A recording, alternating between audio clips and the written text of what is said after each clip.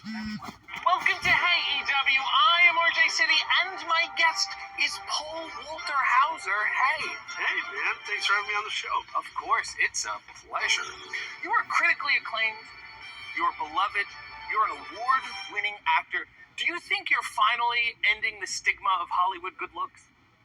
I think there's a lot of guys in Hollywood who, gals too, who like John Goodman or Paul Giamatti, who they're brilliant actors, but they don't maybe look as much like a conventional movie star. Right. So I guess I'm in that lineage, you know. Yeah, it's a good lineage, I think. It's nice that someone at home can look at the TV and say, oh, I can do that.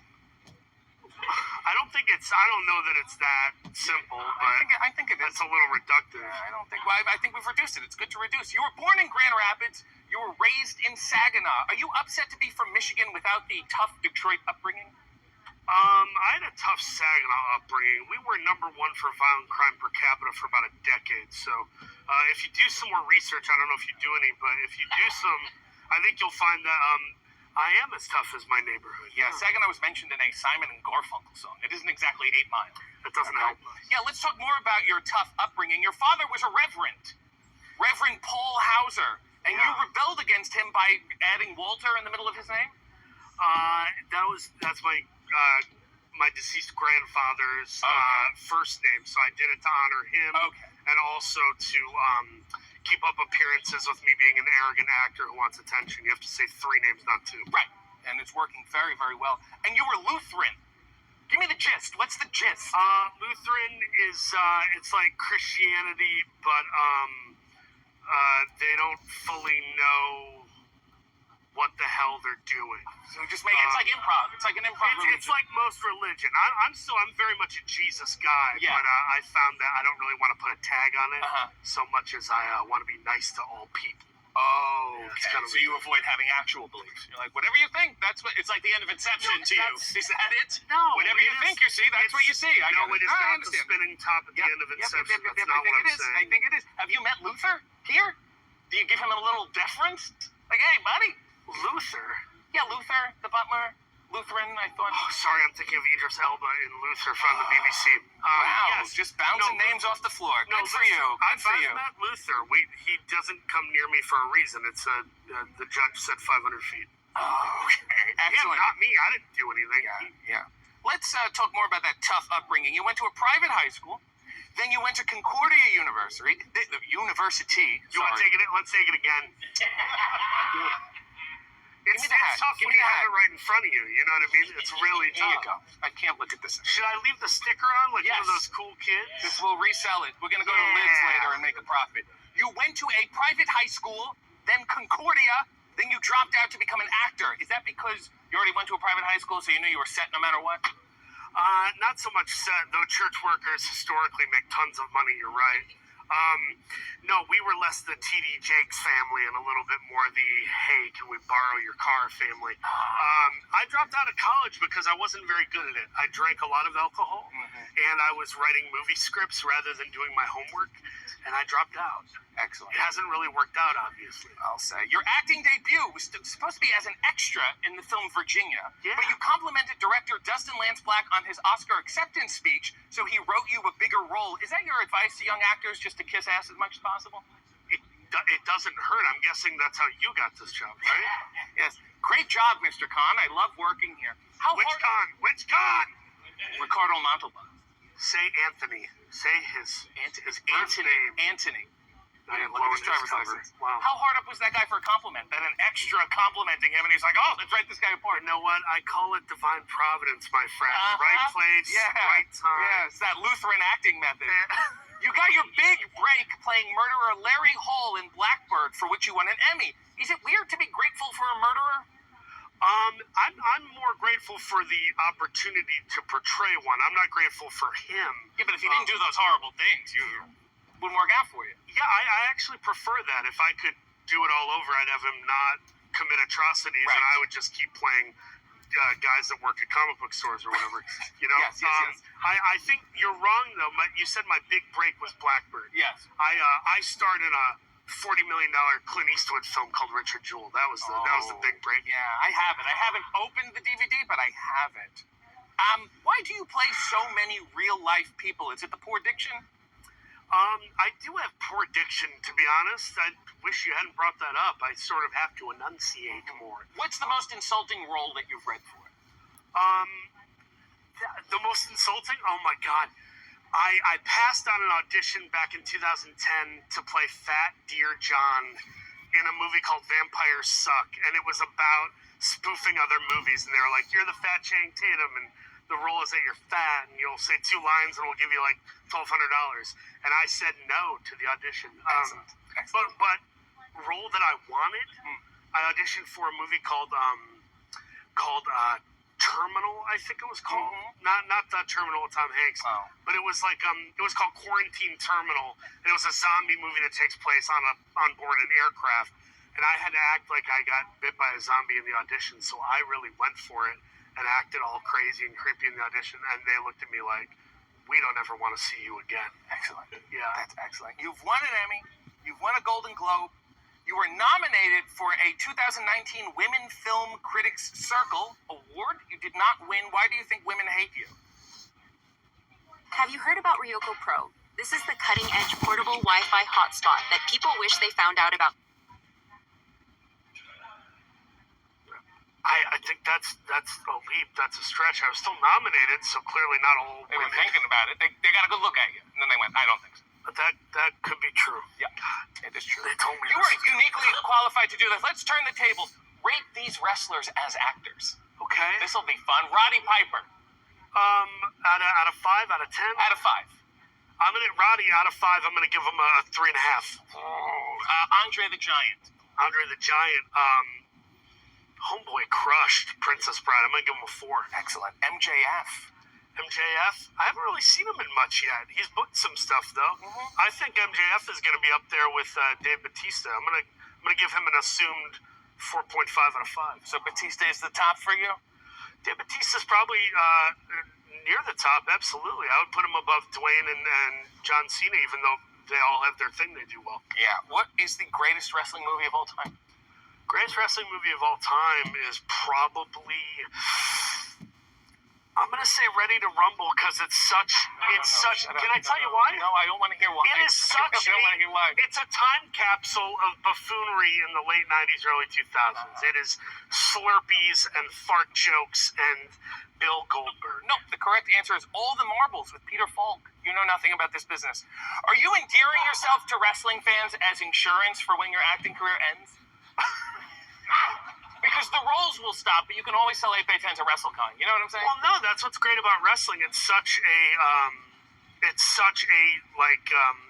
moral business that if I get kicked out of Hollywood for getting canceled, I know that in wrestling They'll say, welcome home. We've been waiting for you. In wrestling, they'll just, they'll take you and maybe they make a documentary out of you. Right. A while ago, you dogged Vin Diesel for being supposedly late and unapproachable, and then you thought about it, and you wrote a long apology on Instagram. I did. Okay. This is First a real of all, thing. if you knew anything about the wrestling business, this would have been work, and it would have set up a buddy cop film. So you lost there, number one. In wrestling terms, I screwed up big time, yeah. Number one. Number two, as far as celebrities writing apologies on Instagram, was this the most mildest defense? Listen, all I said was I had heard that he wasn't super approachable and that he showed up super late to work and stuff. And I was mad about that because he's like a cajillionaire and super famous. And I'm not. So that's probably where that really stems from. So I had to check my ego, remember to be kind to people even if I hear things about them. And it's better to hold your tongue, which I'm not good at because I'm a dumbass. Right. But then you tagged him in the apology. Did he like it? Did he answer you? No. I'm sure he didn't care. He was probably busy reading screenplays for Fast and Furious Goes to Mars with Elon Musk. Right. I'm sure he's busy. This show, you're allowed to call people out consequence-free. Who'd you like to call out right now? I'd like to call out Jeff Jarrett and just say, what happened was you took the liberty of breaking a guitar over my head. I went with it, albeit unscripted because I love wrestling and I was honored to be in the ring and have a moment with all you guys. And then about 4 months into having my Golden Globe, I had to hit up Tony Khan and ask him to give it back to me and mail it overnight. So that never really got resolved. So I just know that you are having a good moment. you've shown yourself to be a more trustworthy, thoughtful guy, and I know you're in a new place. So I just want to say, whether it's a tag match with you or against you, I feel that there's some business to be had there. I guess nobody told you to speak in sound bites. You also played the voice of embarrassment in the film Inside Out. Are you embarrassed to sound like embarrassment?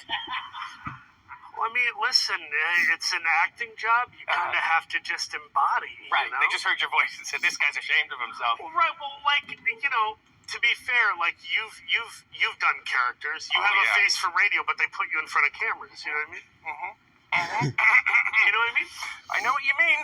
In 2019, you appeared on SmackDown. You think this is a joke? You do know you look like a librarian in a karate film, right? Okay. Big Mr. Celebrity. Hey, I'm on SmackDown. Hey, I'm on MLW. I can waltz into whatever promotion I want to. We're at war, my friend. You gotta pick a side. You're not Snoop Dogg. I bought a ticket for tonight, to be fair. I literally bought Section D, Row F.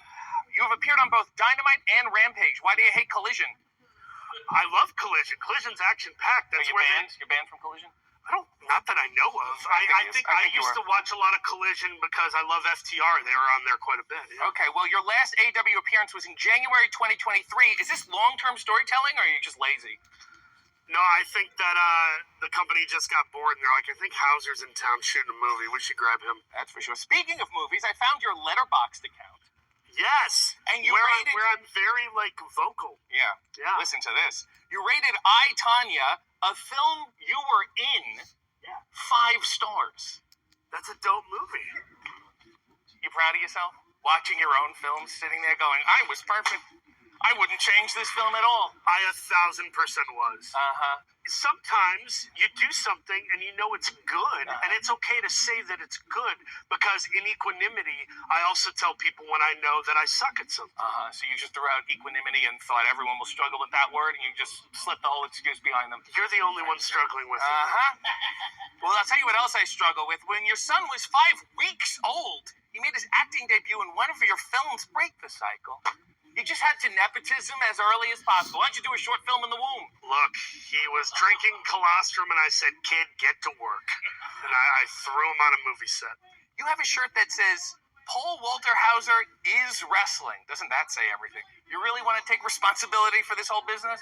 No, it's a double entendre. It's, you know. Is it? Show everybody your double entendre tattoo. Oh, man, you really did your... What a riot this guy is. Wait, let me flex and push that up. No, I can't even do it. I can't. Wow. Hope you're really proud of yourself. Why you got to do the indies? The indies? Shouldn't you be above it? You won a Golden Globe. You won an Emmy. I don't think I'm above it at all. When I did stand-up comedy, there would be times where I'd be doing stand-up in front of 60 people. And that's why you're such a noted stand-up comedian. Listen, it did not work out, which is why I stepped away from it, to be fair. Can't wait for the Netflix special. Cage match. You know what? Doing indies is an honor, because if I were them, it would be kind of fun to think like, oh, that actor I watched on TV is coming to my town to wrestle for 8 minutes or whatever. Yeah, got the same feeling about a guy named Arquette. CageMatch.com. List your style as all-rounder. Is that because you're just adequate at everything? Wow, you had such an opportunity to make an all-rounder joke about being round. And I didn't, because I'm the upper crust. No, you know what I mean? You're doing this is not a real set. Really, mister? Like, this might end up being in a bathroom 2 weeks from now. We don't know. Okay. I like that scene when you your pants next to Vince Vaughn. That was real high quality. That was real Ernest Hemingway. That's an actor. Yeah. We improvised. I had to crap my pants. Clearly. Your signature moves are a straightjacket flatliner called the house call, or the house arrest, and a crane kick. How much of this is you being good at wrestling, and how much of this is your opponent taking your moves, hoping you'll cast him in a movie or something? I mean, I think it's a little bit of both. Yeah. This is what a calisthenics body looks like. If you can't do 50 push-ups, then you need to do this 20... Listen. I watch some indies. I watch some of these guys and gals that are hitting each other with light tubes.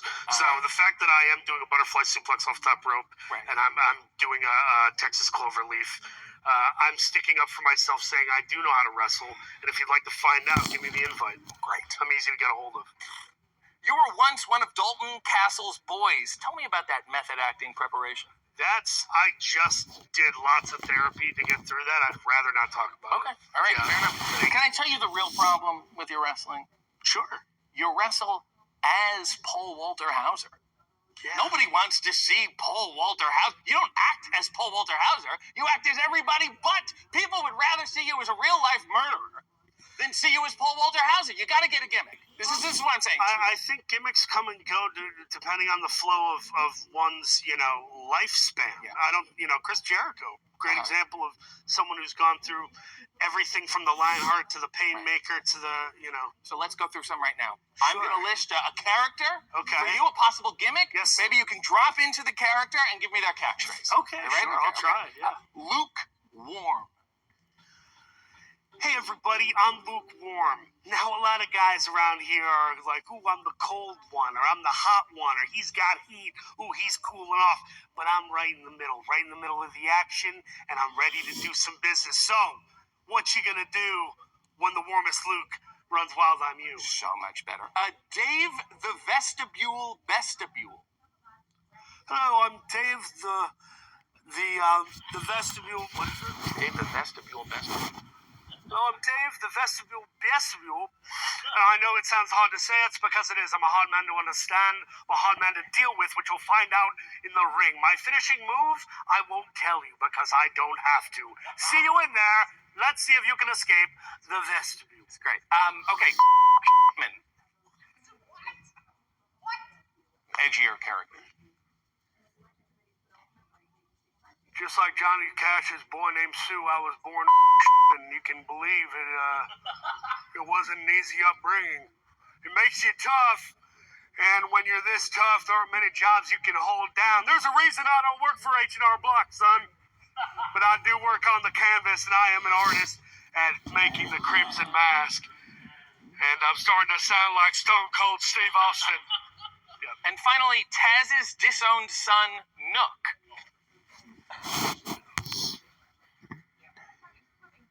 He can't wrestle all that much, but I'm really good at finding deals online. So if I can do some assistant work on the fly. And just know that on my resume there is some work. I did some work with my dad at one point, but not any longer. Not any longer. So much better. All right, go ahead. Pitch me your AEW dream match. Go ahead. Pitch you my AEW dream match? Yeah. I believe my AEW dream match would be a multi-man tag, no DQ, and we're all just beating the living piss out of each other, and I'm paying the price for it. Maybe me and Jeff Jarrett and Jay Lethal versus three goons. I don't know. Who do you think? Nobody. Well, this won't get nominated for anything, and I feel a kinship with you. Because, I'm an actor myself. I don't wrestle myself. I was in the business. There was a time. And I think we should end this episode by locking up. In friendship. Locking, can you be more specific? Collar, elbow, tie up? Collar and elbow. Come Okay. on. I don't know. Come on. For old time's sake. You ready? That was just stay in there. Stay in there. Okay. Let's just let this breathe. You know what I mean? Now it feels like it's about something else. No, come on. About something else. I don't. Want to say, love the show. We're both comedic. We both know wrestling. I don't see why we can't be friends. I do.